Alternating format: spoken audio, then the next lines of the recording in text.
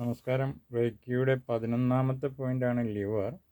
The liver is a vital reddish brown football sized organ located in the upper right abdomen, performing over 500 essential functions including blood detoxification, bile production for digestion, and nutrient metabolism. It regulates chemical level, process blood from the stomach intestine, and store energy. Common issues include infection, fatty liver, and alcohol. So we touch the right side of the beneath the abdomen, chest, then give Reiki for the liver point. That time body temperature is normalized and immunity power regulated, and we can achieve so many good health.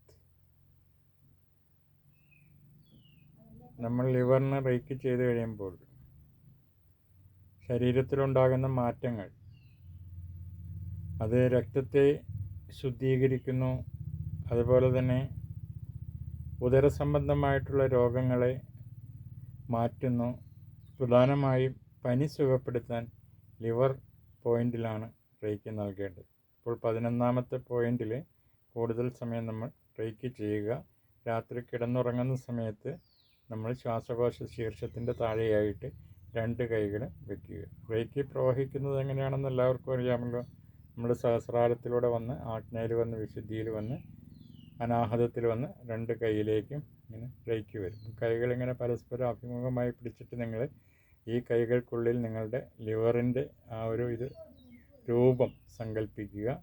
അതിങ്ങനെ മെല്ലെ മെല്ലെ മെല്ലെ മെല്ലെ മെല്ലെ slowly അത് ഹെൽത്തായിട്ട്, സാധാരണ alcohol യൂസേജസിൻ്റെയൊക്കെ അതിങ്ങനെ ചുരുങ്ങിയിരിക്കും liver. അതുപോലെ തന്നെ മറ്റ് രോഗങ്ങളുണ്ടെങ്കിലും ലിവറിന് ചുരുക്കം സംഭവിക്കും. അതായത് വാഴയുടെ കൂമ്പൊക്കെ കുറ്റിലച്ചിരിക്കുന്നത് പോലെ ഉള്ളൊരവസ്ഥ ഉണ്ടാകാൻ സാധ്യതയുണ്ട് ലിവറിൽ. അപ്പോൾ റേക്കിയുടെ ഈ കൈകൾക്കുള്ളിൽ നിങ്ങൾ ലിവറിനെ സങ്കല്പിച്ചിട്ട്, ഇരു കൈകൾക്കുള്ളിലും ലിവറിനെ സങ്കല്പിച്ചിട്ട് അതിലേക്ക് റേക്കി നൽകിക്കൊണ്ടിരിക്കുക.